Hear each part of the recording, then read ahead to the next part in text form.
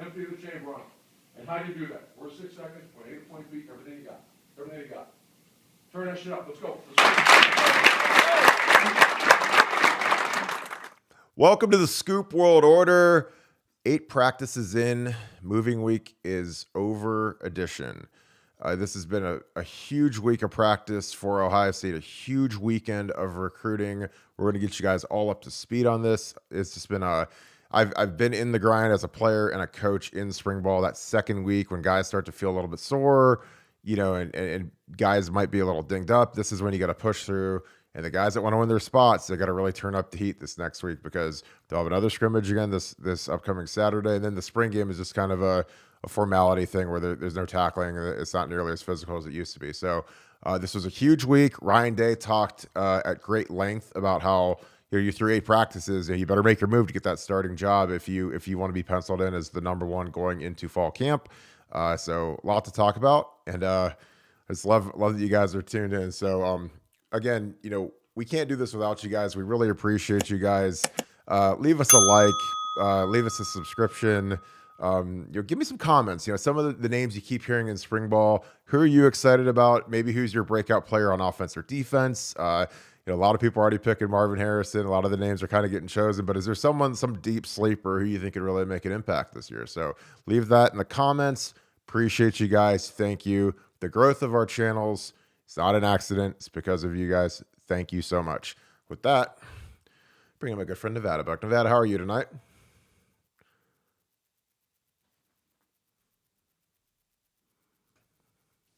Doing great. It's been a crazy week at Ohio State. Lots of big things happening with recruiting, with practicing, with kind of a pseudo scrimmage on Saturday.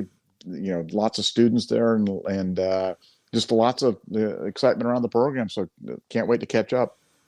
Yeah, and the genesis of the Student Appreciation Day, it started in 2012 with Urban Meyer. This had never been done before, where you have this large open practice essentially to any Ohio State student. And, Coach Meyer really publicized it. He really wanted students to come out. We probably had 2,500 to 3,000 students his first year. It was absolutely insane. The entire field was surrounded. Certain drills, like circle drill and field goal, he would literally have the students come out and surround the team, just to amp the pressure up. And it was crazy. Now, the flip of it is when you have a practice that is this open with this many camera phones and video phones and whatever, you're really going to try to be as vanilla as possible on offense and defense, because everything that you show at practice is going to be shown on YouTube, on Twitter, on Instagram. So they really try to limit it. The coaches know when there's eyes watching that they don't really want watching, such as, students and media. So they try to really limit it because they don't want to show certain things to the opponents. They don't want to put a 25-minute video out there that an opponent can study and get an idea of what they're going to do week 1, especially, it really only matters for Notre Dame because after that, you're going to have film out there. But yeah, it's exciting. This is going to be a great show. So we're going to get right into it. So Scrimmage thoughts, and really this can go back to the practices earlier this week, but what were your thoughts about how the week went in Nevada?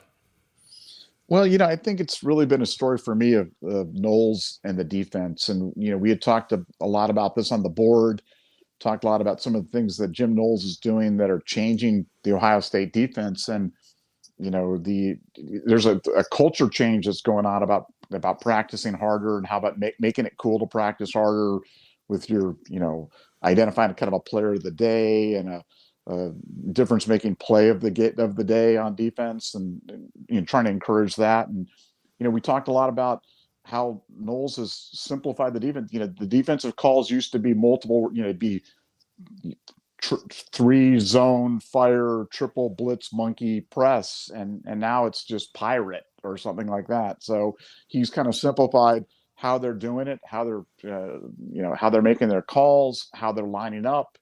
And I think the result is a much more cohesive unit. You can just see, and it just feels like it's a much more cohesive unit all the way across the board. And I think that's going to result in a lot of these really talented Ohio State players looking much, much better than they have the previous couple of years, where there didn't seem to be that same type of cohesion. And to me, that's really been the story of the week. While there's obviously tremendous offensive talent, I think the defensive cohesion is really the thing that's been the most noticeable to me. Yeah, and for me, I completely agree with that. I think that the ability to simplify the defense, give these guys the ability to play fast, and then demanding effort, demanding these guys run to the ball, demanding these guys rally, and they tag a hip, which he's huge on. Near foot, near shoulder, tag a hip. One of the really great things he said is there's going to be missed tackles, but there's quote unquote a right way to miss a tackle and a wrong way to miss a tackle. So like if you're close technically and you miss it, it's one thing, but if your technique is sloppy and terrible, and it's a different, there's like kind of a different variation, like how correctable is it? And I thought that was fascinating about how he's really adapted to how little contact there is in practice and how he's done that, because he mentioned 15, 20 years ago, I mean, practices were much more physical just because they were allowed to be. Now there's a lot of limits on contact. It's a whole different game. The game is much more space oriented, and it's harder to defend. I mean, frankly, because you got spread teams that spread the entire field, and there's less I formation with a tight end and running ISO and power over and over again, which was a lot easier to defend back in the day. So, give me a couple names on offense that you've heard that have been making a move this week, and give me some of your thoughts on those guys. Well, I think one of the names that we've talked a little bit about him before, but I think Donovan Jackson really, Donovan Jackson getting a hammer lock on a guard position has really been one of the stories, and I think one of the underlying subsets of that is, should a tackle go down, I think he's the first guy that they're going to slide out there to tackle. So he's the heir apparent to the tackle spot as well. And so, Donovan was a kid that came in highly touted, 5-star kid, and he's living up to all the accolades. And he's going to play here early, and he's going to play here often. And I think he's really been a guy that's really made a huge move. I really liked him last year, but I like him even more this year. And he's somebody certainly that that I've got my eye on. And my second one is Cade Stover. Cade Stover moving to tight end. I know this is a guy that we've talked a lot. He's been a linebacker. He's been a tight end. He's moved back and forth and back and forth. But in the Ohio State offense, as little as the tight end gets thrown to me, the tight end is kind of the linchpin to the whole thing in terms of having guys that they can flex out, bring back in as extra blockers. That blocker in the Ryan Day offense is really the key to making it go. And he just brings such a physical presence to that tight end position, such an aggressive guy, clearly an alpha on the team. And as crazy as it sounds, I think he's one of the keys that are going to make that Ohio State offense even more potent this year. And he's looked great in this week being back at the tight end spot. Yeah, it's funny you picked literally the two guys that I would have picked, just because Donovan wears number 74, very high on him. He's 19 years old, going on 30. He's extremely mature, extremely talented. Physical was it's interesting because he was a tackle in high school. He's bumped into guard. I've seen him take pass sets. He could absolutely play left tackle if something happened to PJ.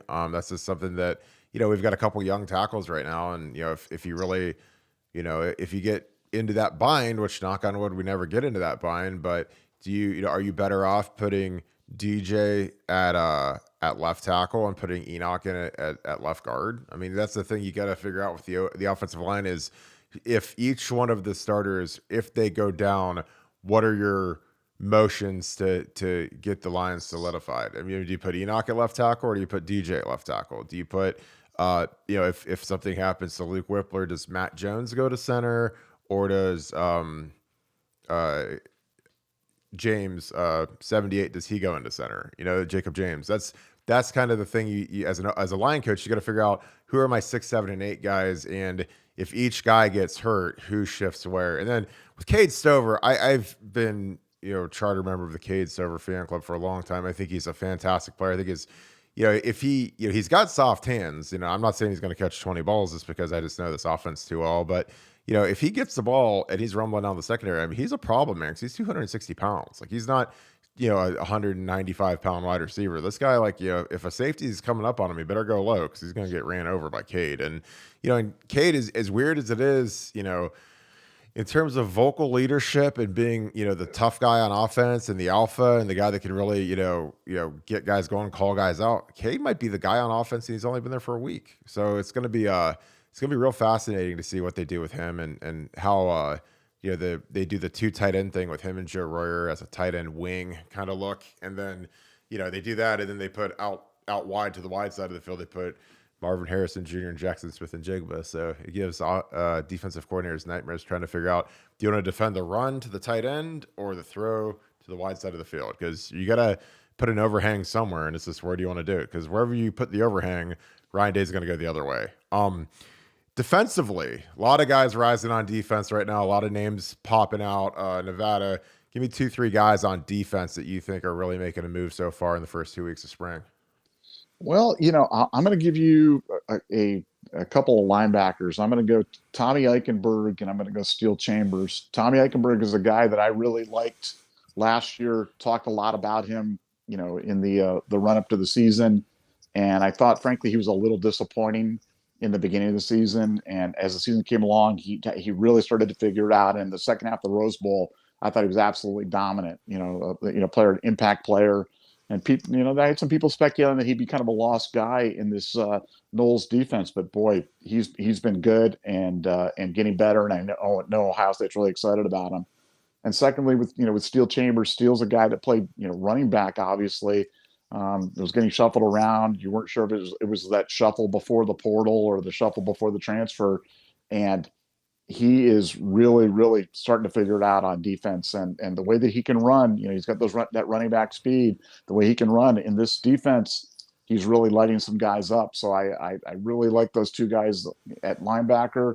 I think that they're going to really benefit from the fact that Jim Knowles, as the defensive coordinator, he's also the linebacker coach. And as I've often said, when you have the coordinator in the room with your position group, it's kind of get you that extra special kind of attention because, Jim is a linebacker guy at his heart. And I think those guys are really going to benefit from the fact that they're getting the extra attention of the defensive coordinator. And I think they're both thriving as a result of it. Yeah, I think those are excellent picks. I'm going to go more defensive line based just because, I know those guys really well. I just have coached against great D linemen. But, we've talked ad nauseum about Jack Sawyer. I think Jack is really coming into his own now that he is at a more comfortable weight in terms of his physicality and his strength. He's weighing at about 260. Last year at this time, he was about 230. So he's put in a lot of work to be more durable against the run. And I think that that's also going to help him generate more power in his pass rush arsenal. He's got a fantastic spin move that's been an absolute pain for the O lineman to go against. He's got a great bull rush. So I'm really excited about him. Mike Hall is a guy, and this is just, don't take this with a grain of salt. He reminds me of, and this is hyperbole, from a workout and a body comp technique of Aaron Donald. He's not Aaron Donald. Aaron Donald's the best defensive tackle who's ever lived. But, this is a kid. He's a weight room guy. He's a gym rat. He works out more like a linebacker than say a normal defensive tackle. I mean, I played with some defensive tackles that are absolutely allergic to the weight room. This kid is not that. He's a guy. He's a jump rope guy. He's a get an extra workout guy. Works his feet. And I always love the trajectory of those guys because I just feel like when guys aren't scared to work out and work on their craft when they are when they have free time, instead of playing NBA 2K or taking a nap, they want to go get another one into the gym.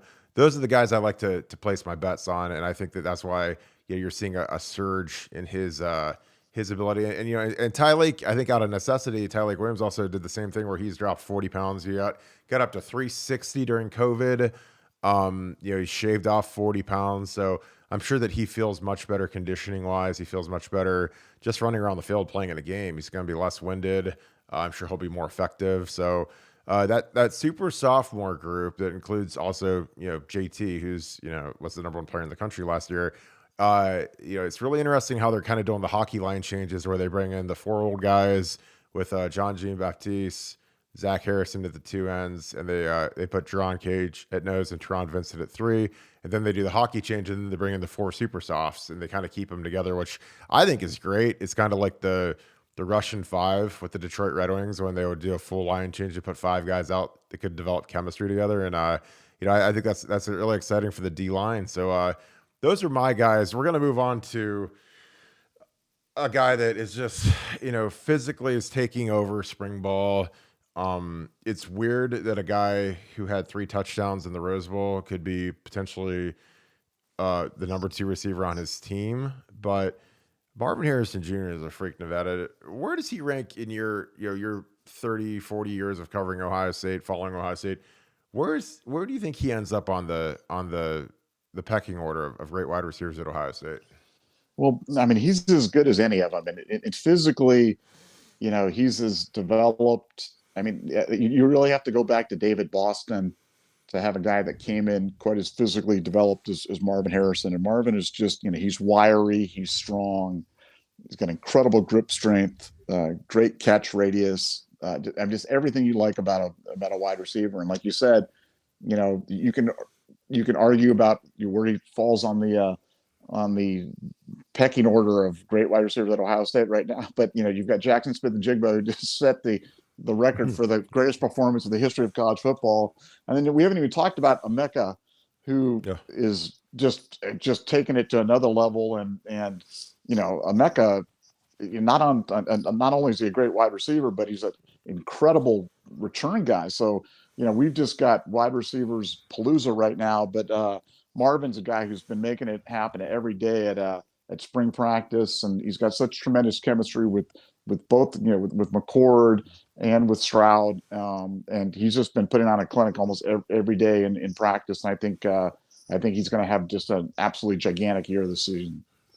Yeah, and I always got some amazing stories about his father, the great Marvin Harrison, the Hall of Famer from the Colts, from Anthony Gonzalez, who was his teammate, about nobody could guard the guy in practice, in games. I mean, the separation he would create. I think that he was a little smaller, probably maybe a touch quicker than his son, but his son is like a gigantic version of him, where he's an absolute technician. He's addicted to getting better. He's addicted to perfecting his craft.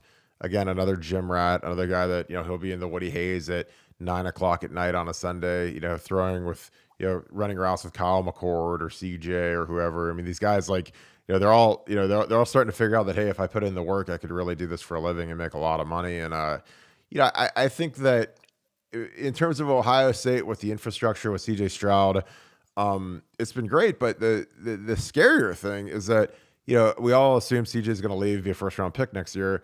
If Kyle McCord is the starting quarterback in year 3 and he's back for year 3, I mean, that's his high school quarterback.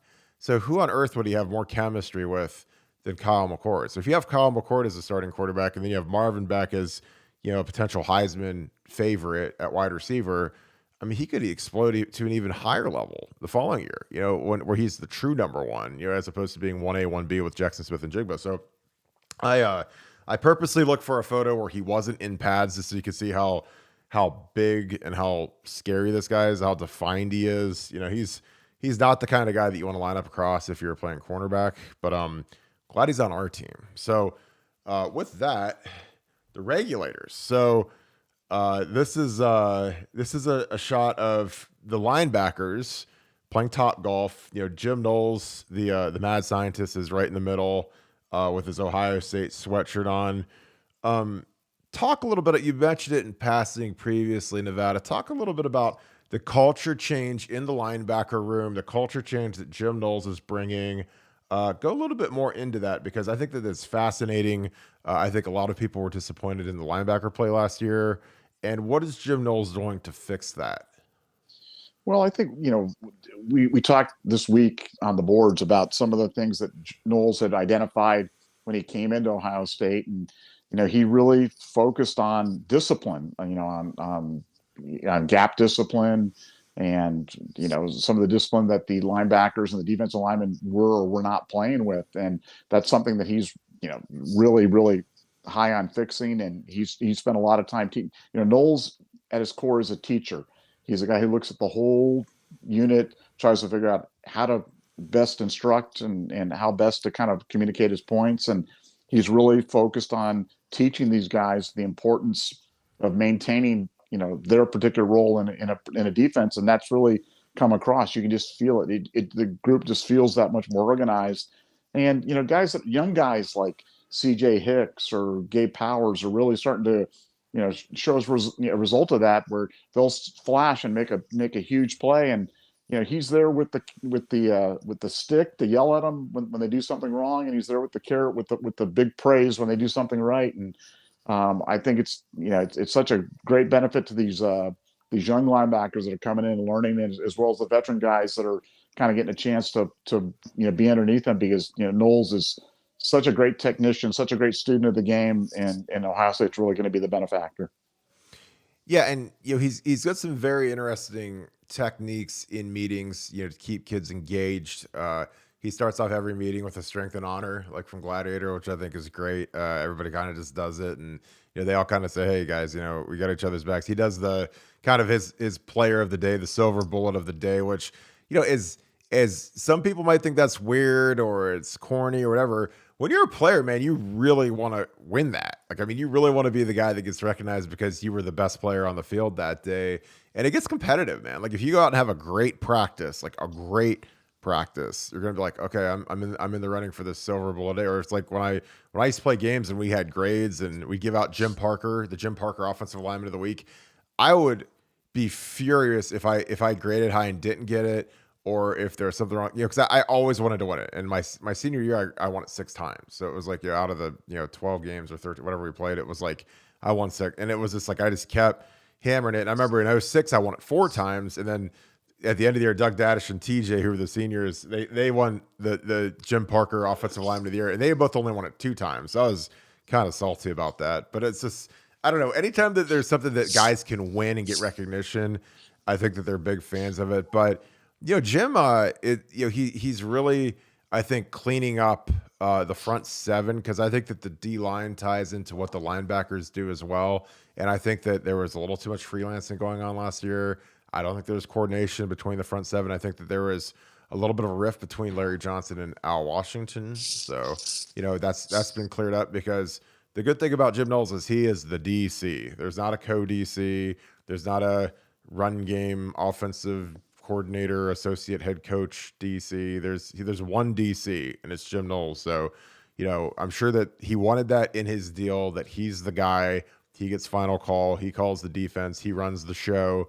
And they basically, that's why they fire hose the whole defensive staff minus Larry Johnson. The last thing I'm going to leave with the regulators, and you mentioned Gabe Powers and CJ Hicks, like one of the huge advantages to these kids that enrolled early, and Caden Curry goes right into this, because Caden Curry has been fantastic so far this spring, is that these guys are all learning the defense at the same time as the upperclassmen. So they're not showing up and having to be the only ones learning it like normal. So that gives a guy like Gabe Powers, and it gives a guy like CJ Hicks an even better shot at playing early and leapfrogging some of these guys, because if some of these guys don't know the system, and you got these super talented freshmen like Gabe Powers and CJ Hicks, and then you got Sonny Styles coming at safety, those guys can easily get passed and left in the dust, some of these older guys. So I always like that, because it adds a little level of competition, and there's a little less comfort when everyone has to learn a new system. It kind of throws everything into chaos. So any final thoughts on the regulators, Nevada? No, it's just, I think the point that you made last year, talking about how there was a little bit of tension between Al Washington and Larry Johnson, and that kind of leaked onto the coordination of the field. I think it's just a great point. And I don't think a lot of people really understand how important cohesion is on it. And the fact that you've got one voice now, you've got one voice. It's the strong voice of Jim Knowles. It's kind of the type of situation you had when you had like a Mark D'Antonio back there or somebody. It was one voice, one way. There wasn't any other, little things in the coordination room going on. And I think that's the biggest thing that's going to happen right now, where you're going to see the linebacker unit really step up. And I think the last couple of years, I don't think they've been great. I think they've underperformed, and I think that underperformance is over now. And I think Knowles is the reason. Yeah, and an analogy for people that are wondering, the not the conflict, but the coordination and the cohesion that has to exist between the defensive line and the linebackers is, it would be like, say, the D line and the linebackers is like the offensive line and the running backs. So everybody knows, obviously, the offensive line has to block and perform for a running back to get holes, to get open, to perform, correct? So the flip of it is also true, because the defensive line essentially has to block, especially in the running game, for the linebackers. They got to keep those guys free. They got to keep the guards from climbing up, scot free. And there's going to be some guys get free, but if you're a nose guard, your job usually is to take on the center and the guard and make sure that they don't get up to the linebacker. So, it's one of those things where if the D line isn't getting it done and the linebackers are getting, guards and centers and tackles that can just work up to them unimpeded, it really makes it hard to play linebacker. So like AJ Hawk was fantastic. Matt Wilhelm was fantastic, but those guys had Tim Anderson, Quinn Pitcock. I mean, they had some monsters up front that were eating up, 2 blockers at a time, so that like guys like AJ and Matt Wilhelm and Rob Reynolds could run free and go make the plays. So that's kind of the hidden thing that people don't really see. They don't really think about as much. And it's frustrating sometimes. So any other closing thoughts after that, Nevada? Yeah, no, I just when I not a linebacker, but I probably missed him in my scrimmage thoughts. But I do want to also make a mention of Jordan Hancock having had a big week as well. He's a guy, I know some people are asking about the defensive backs, and I just wanted to mention him because I think he's been really good. And as I look through my notes, he's a guy that's been every practice has been jumping out, and I think that's really, really good news for the OSU defense. And to have a young guy like that's starting to make plays, I think he'll be as impactful, as a Denzel Burke or any of the good young defensive backs that we've had. I mean, he's a special athlete, and he's really showing this spring. Yeah, and Tanner McAllister also lost his black stripe this week, so he's getting comfortable and performing at a level where it's good enough for he's now officially an Ohio State Buckeye. But again, the fact that Jim Knowles was able to get a safety that knows his system to come here, help the secondary get lined up, know the checks before anyone else knows the checks, I cannot even describe how huge that is. Jim knew what he was doing, like getting him there and then getting his army of quality control coaches. I mean, he brought like 4 or 5 young coaches that aren't full-time coaches onto the staff. So he has an army of basically tutors and coaches that can really help make sure that the defense is cohesive at every level. The D-line, obviously linebackers, Jim has that. And then, in the back end with the 2 new secondary coaches and Tim Walton and Perry Eliano, he's going to have a couple of his guys in there making sure that it's the verbiage he wants, the techniques he wants, and not really to be like a principal, but more just to, kind of make sure that, hey, if you have any questions, I'm here and I can always help, like these young coaches. So finally, we're going to get to Dylan Raiola, the #1 player in the country, according to On3, and he's about to jump to #1 in the 247 rankings. Just left Columbus last night. Nevada, what have you heard about his visit with Corey Dennis and Ryan Day?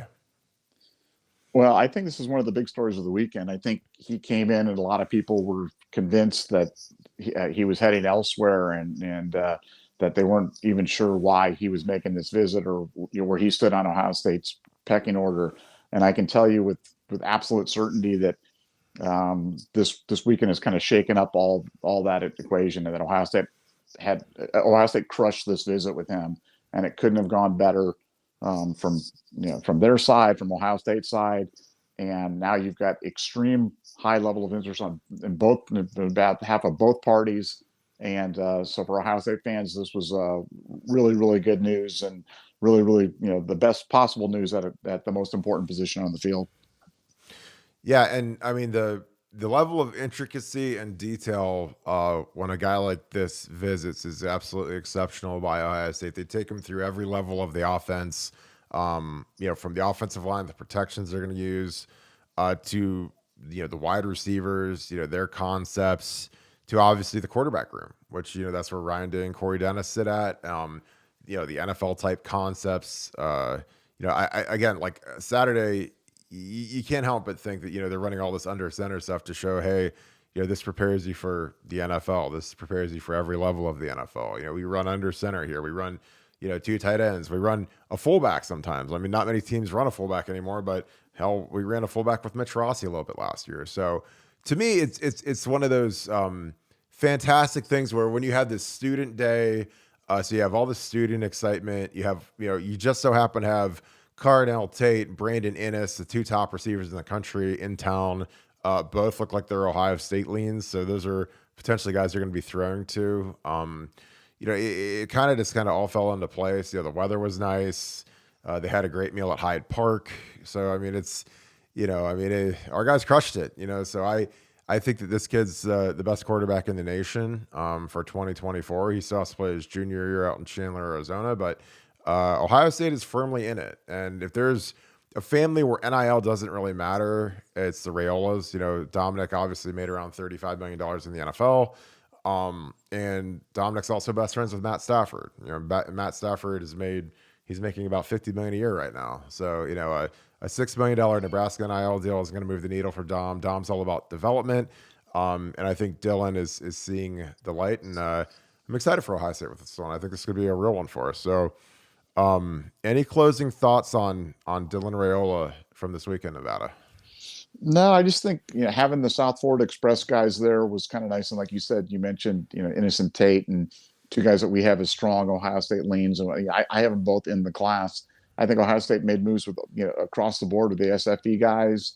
I know they did with Dylan, and like I said, sometimes things just fall in place. You have recruits coming to town, and I know we can say recruits never pick the school because of the weather or whatever it is, but you go there somewhere and it's terrible and it's cold and blistery, and it's just not, you don't get the same feeling as you do when it's a little bit nicer, and maybe you're just kind of looking for that sign that it's something to do. But I think Ohio State had all the good things kind of aligned this weekend for them from a recruiting standpoint, and as a result, I think they had a big weekend across the board.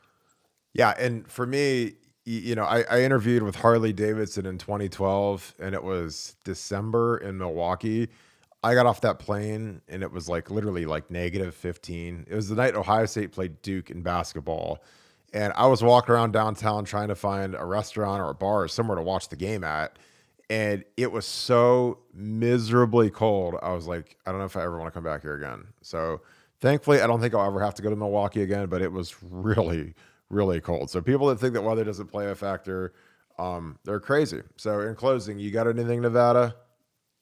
Yeah, no, just got an exciting week ahead of us. Some big things on tap, and I think we're halfway through. Over halfway through spring ball right now, and I think it's been a really good spring for Ohio State. It's been a very positive spring all across the board. Knock on wood, avoided any big injuries, and I'm just excited to see what the next couple of weeks have for us. Yeah, that's a great one. So we'll wrap this one up. Appreciate you guys so much. We have had back-to-back practice nuggets. We've had some great intel coming out of the Woody Hayes, talking about what's going on in practice, talking about the Jim Knowles difference, talking about what Justin Fry is doing, talking about how the offense is developing, all of the great stuff that you guys love to read about, see who's progressing, who's the next big thing. It's all on BuckeyeScoop.com. I highly suggest you subscribe. We have the most active board in the industry. We're always on it. We're always pouring it out, giving you guys the best stuff first, and we appreciate you. So thank you so much for watching this video. Leave us some feedback. Leave us some comments. If you are feeling especially wonderful, leave us a like. We appreciate you guys. Thank you so much. Go Bucks.